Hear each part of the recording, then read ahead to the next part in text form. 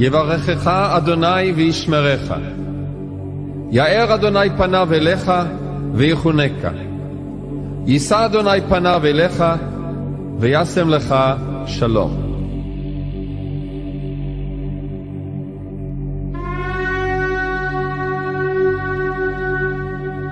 O Senhor te abençoe e te guarde.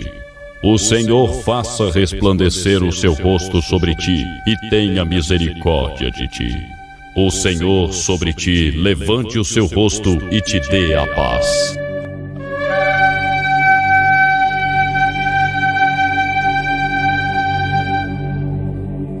Olá, povo de Deus, estamos aqui de volta, né? Naquela sequência, e nós vamos estar aqui com certeza por muito e muito tempo, trazendo a respeito da palavra do Senhor, da Bíblia, sobre o conhecimento profundo, íntimo, com revelações maravilhosas da palavra do Senhor. Eu gostaria de deixar bem claro que tudo aquilo que nós temos falado e que iremos falar aqui é baseado exclusivamente, unicamente na palavra do Senhor, e nós sempre fazemos questão de comprovar, de dar detalhes para que, se alguém quiser conferir, né, estar com toda a liberdade. Então, tudo aquilo que nós viemos a apresentar aqui, primeiro, é baseado, é calcado na palavra do Senhor. Então, vamos dar seguimento, mas eu gostaria, antes de darmos continuidade, me reportar algo que passou desapercebido pela gente, que é muita coisa para falar. Gênesis 2:15. Tirei um detalhe importante que eu gostaria de realçar aqui. Diz assim o seguinte: tomou, pois, o Senhor Deus ao homem e o colocou no jardim do Éden para o cultivar e o guardar. Esse texto aqui me chamou a atenção pelo seguinte: o Senhor colocou o homem que ele havia criado no jardim do Éden, criou o jardim para ele, para cultivá-lo. O homem, desde o início, o homem jamais o Senhor o criou para ficar ocioso. Era aguardado, era esperado uma participação, um trabalho que esse homem iria realizar. Mas até aí tudo bem. Mas a segunda parte é que me surpreendeu e eu gostaria de abordar aqui com vocês. Diz o seguinte: para o cultivar e o guardar. Mas guardar de quem? Ou guardar por quê? Então, aqui nós sabemos agora que existia um outro personagem que Adão ainda não tinha conhecimento, e nós vamos ver depois, no capítulo 3, que ele vai aparecer, ele vai tentar dialogar com a mulher, etc., enganar a mulher. Então, Satanás já estava presente. Após a queda dele, antes do início de tudo, Satanás já existia. Então, aqui quando o Senhor o alerta para cuidar e cultivar e o guardar, esse guardar aqui era um alerta para o primeiro homem, para Adão, que existia mais alguém ali no jardim do Éden. E nós vamos ver depois quem é essa figura. Muito bem. Feito isso aí, vamos então agora continuarmos com o nosso roteiro, né? E vamos falar aqui sobre algo de importância fundamental que poucos conhecem, porque a palavra no português traduzida é muito pobre, é muito pobre. Tem muito mais coisa quando nós lemos no original e muda muita concepção, muda muito nosso entendimento. Mas vamos chegar lá. Então, vamos passar agora para o capítulo 2, versículo 18. Então, vamos ler aqui o texto. Disse mais o Senhor Deus: não é bom que o homem esteja só. Far-lhe-ei uma auxiliadora que lhe seja idônea. Essa aqui é uma versão, tem outras versões, uma adjutora que esteja em frente a ele. Tem algumas mudanças, algumas nuances, mas no contexto aqui, vamos nos basear pelo texto que nós estamos seguindo aqui, né? É o texto de Ara, né? Então, vamos falar um pouco sobre isso aqui no caso. Primeira coisa que nos chama a atenção é que o próprio Senhor Deus reconhece algo que não o agrada. Não é bom que o homem esteja só. Então vamos ver isso aqui, como é que o Senhor, em que sentido o Senhor quis dizer isso aqui. É, na realidade, um texto que ele ressalta a constatação por parte de Deus que não é bom que um homem esteja só. O primeiro homem não foi criado sozinho ou não foi criado sem um fim específico. O homem foi criado para um relacionamento com Deus, para a adoração, para o louvor, para ter com o Senhor Deus, ter com o seu Criador uma interação mais profunda. Então o homem, ele foi criado para ter relacionamentos e nós vamos ver aqui agora. O primeiro relacionamento seria com o seu Criador, com Deus em primeiro lugar. E depois, esse relacionamento seria com um seu semelhante. E, por último, o relacionamento com os animais, com as criaturas que foram criadas pelo Senhor Deus. Então, nesse ponto aqui, nós vemos que falta alguém como companhia. O Senhor viu que houve essa falha aqui no caso, ou essa falta, e o Senhor já cria uma solução para isso.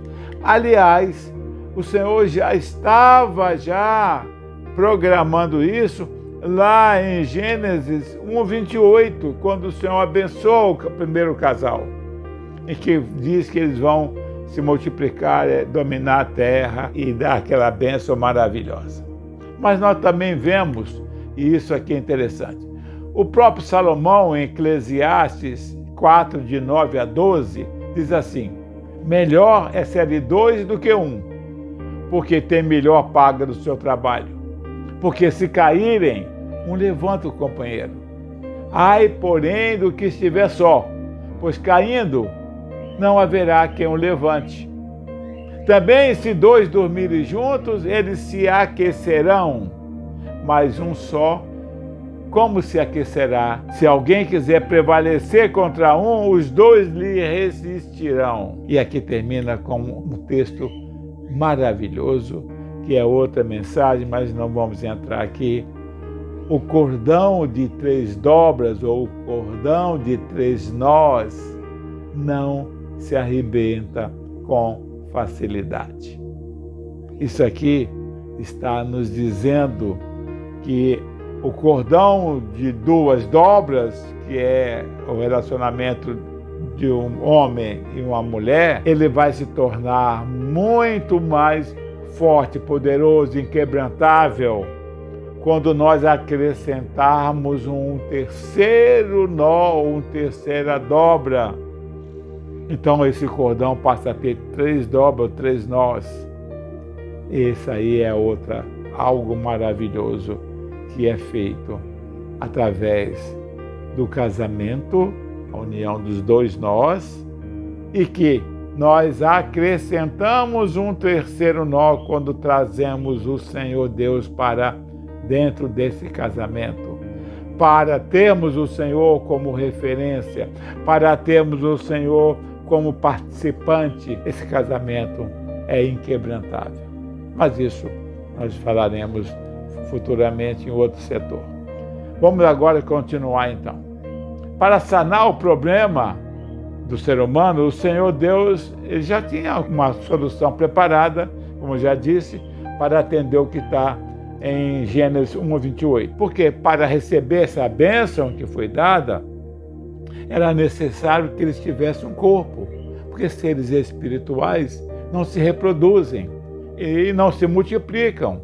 Nós temos o exemplo dos anjos, que são assexuados, embora o primeiro casal já recebeu a sua sexualidade na sua criação. Então, isso aqui nós já temos uma condição boa da gente poder falar. Quer dizer, o Senhor já conhece todas as coisas, é onisciente, é onipotente, onipresente. O Senhor tem todas as suas capacidades que o homem jamais poderá alcançar, nem chegar perto. Então o Senhor já tinha previsto isso. Ao dar a bênção, ao conceder a bênção, o Senhor já tinha visto que seria necessário e já tinha programado, obviamente, a solução desse problema. Até para atender, que o homem pudesse atender e receber a bênção que o Senhor havia dado. Agora, então, vamos passar para o versículo 19. Diz o seguinte: havendo, pois, o Senhor Deus formado da terra todos os animais do campo e todas as aves dos céus, trouxe-os ao homem para ver como esse lhe chamaria. E o nome que o homem desse a todos os seres viventes, esse seria os nomes deles. Deu o nome o homem a todos os animais domésticos, às aves dos céus, a todos os animais selváticos. Para o homem, todavia, não se achava uma auxiliadora que lhe fosse idônea. Eu gostaria de comentar algumas coisas aqui.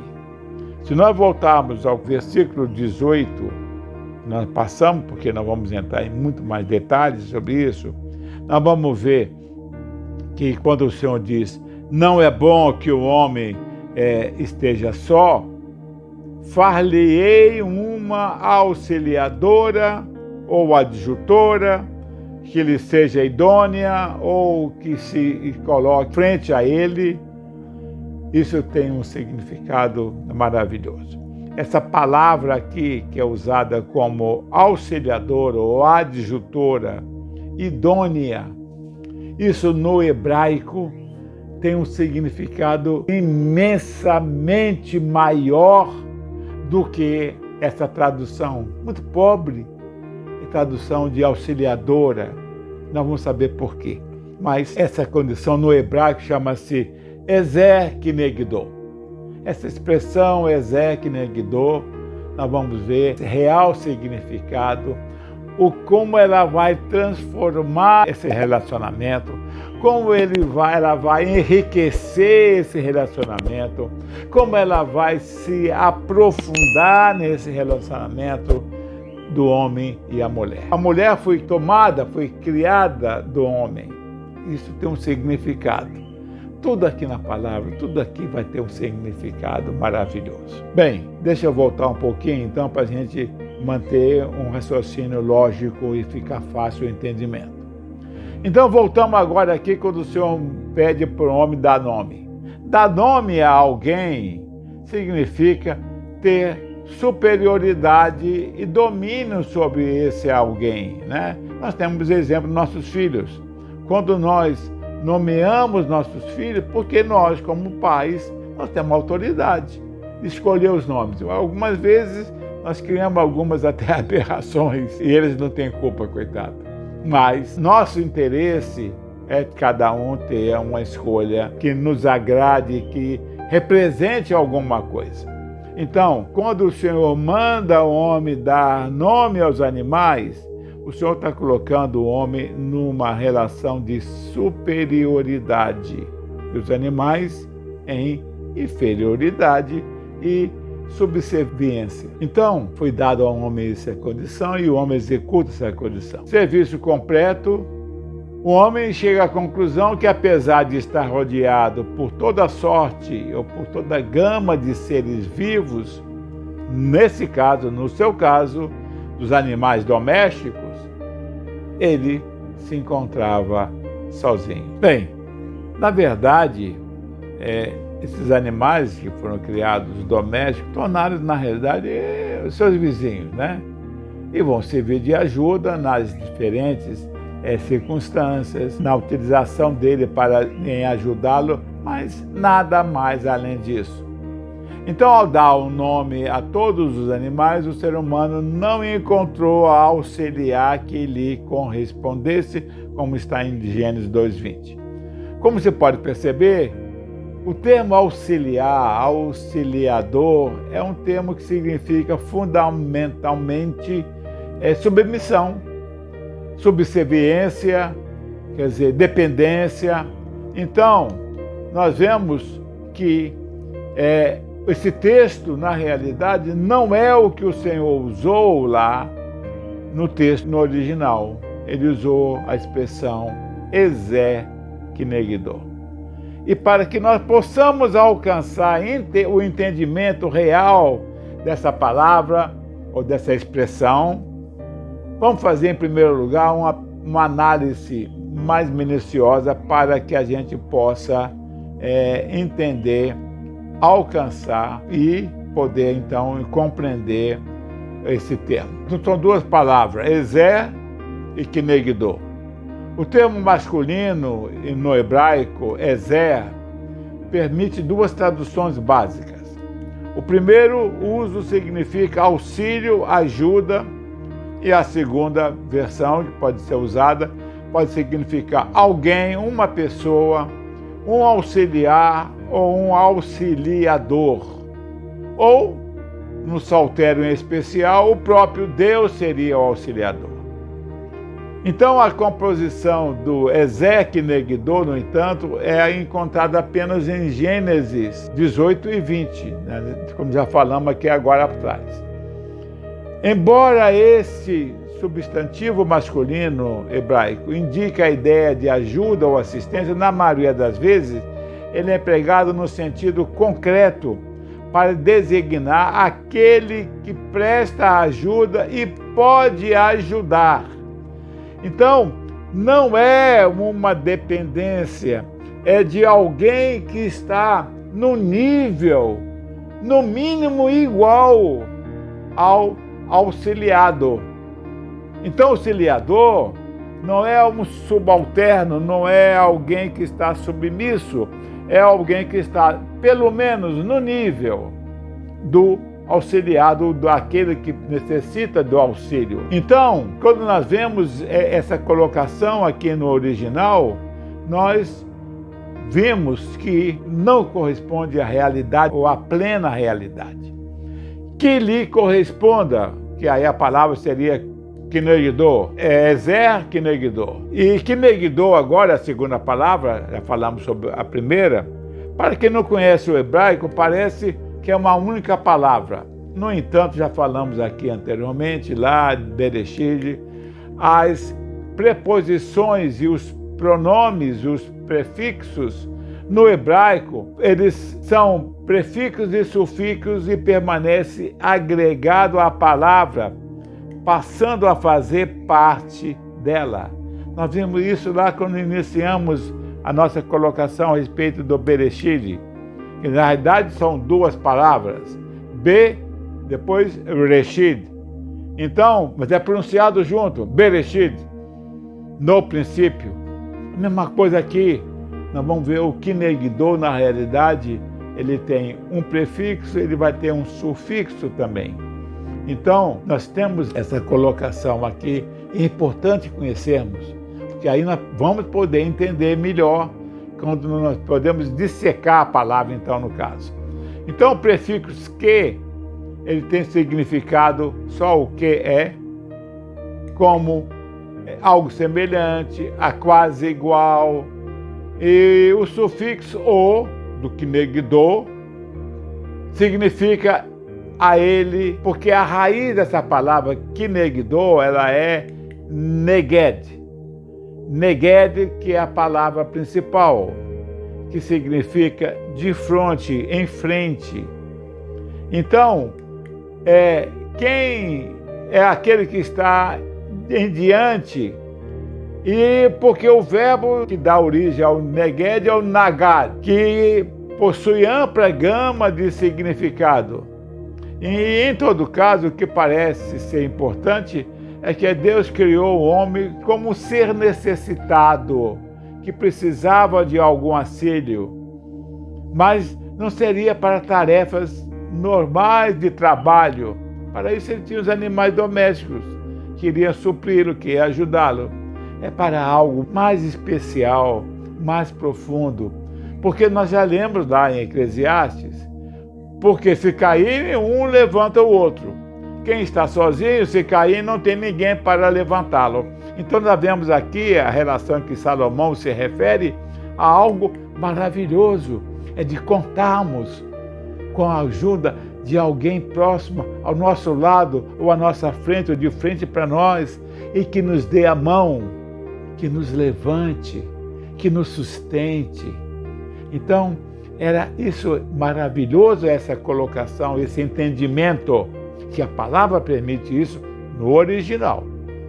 Portanto, seria interessante, característico, a necessidade de ter alguém que lhe seja do lado para ajudar e até, se necessário, também, até confrontá-lo, clareá-lo, revelar algumas coisas que ele não saiba.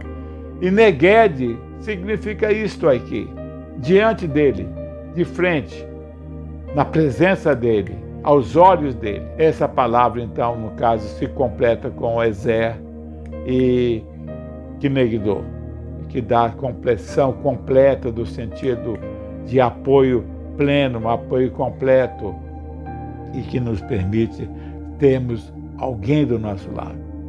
Esse alguém vai nos dar todo o apoio, vai nos dar toda a ajuda.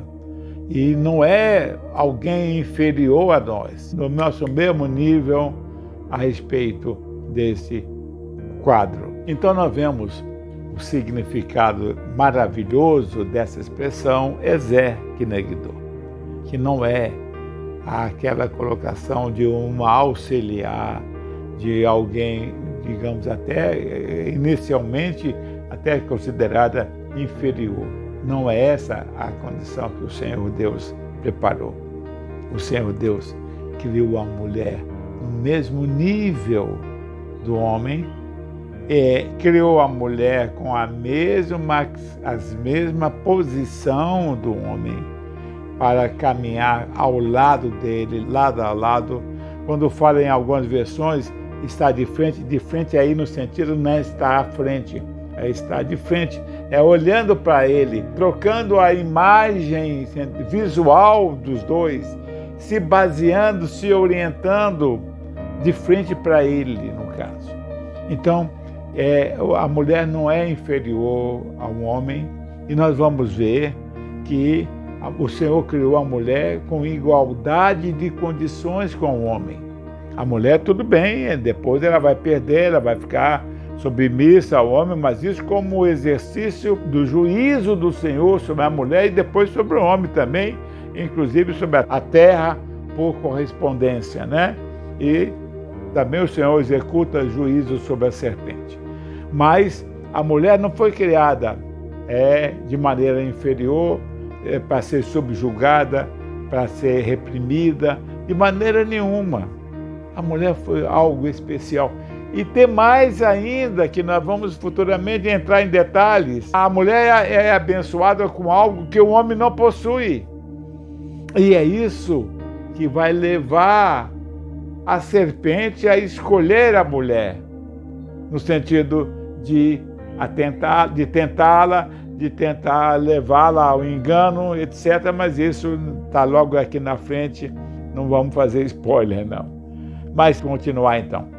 Então a expressão, no caso, do Ezer Kinegdô é algo muito maior, muito mais amplo, muito mais especial, que o Senhor quis identificar a mulher, se fosse auxiliar eficaz, auxiliar completa, auxiliar em todos os sentidos, aquela que complementaria o homem. E nós vamos ver isso quando a mulher é formada. No momento em que o Senhor vai realizar essa formação da mulher, já sabemos, já dissemos que um homem e a mulher foram criados lá em Gênesis 1, 26, né? Façamos como imagem, então a imagem, a figura da imagem, já falamos sobre isso, então não vamos entrar em detalhe. Mas está nos nossos vídeos anteriores aí, é só buscar que está lá bem explicadinho lá. Mas quando o Senhor vai formar a mulher, o Senhor podia ter feito um boneco de barro, mas o Senhor não fez. O Senhor vai tirar uma parte do homem para realçar mais ainda uma interdependência. Na realidade, o homem e a mulher possuem uma dependência e interdependência. Isso o Senhor deixou bem claro aqui, quando ele começa a escolher e fazer, formar a mulher para vir atender a necessidade do homem. Bem, nós já observamos que nós não vamos poder ficar fixo naquela parte inicial do tempo, né, de vídeo, embora estamos decididos a não ultrapassar os 30 minutos. Mas nessa agora, cada vez nós vamos nos aprofundando, vamos mergulhando, e a gente fica muitas vezes sem condições de poder limitar muito o vídeo. Mas vamos procurar, dentro da medida do possível, nós temos até 30 minutos no máximo. Vamos encerrar aqui hoje, porque em seguida vem coisas maravilhosas com a formação da mulher. Que o Senhor te abençoe e te guarde, que o Senhor faça resplandecer o seu rosto sobre ti e tenha misericórdia de ti. Que o Senhor eleve o seu rosto sobre ti e te dê a paz que só o Senhor pode dar, a paz que suplanta todas as coisas. Que o Senhor te abençoe. Até o próximo vídeo. Amém.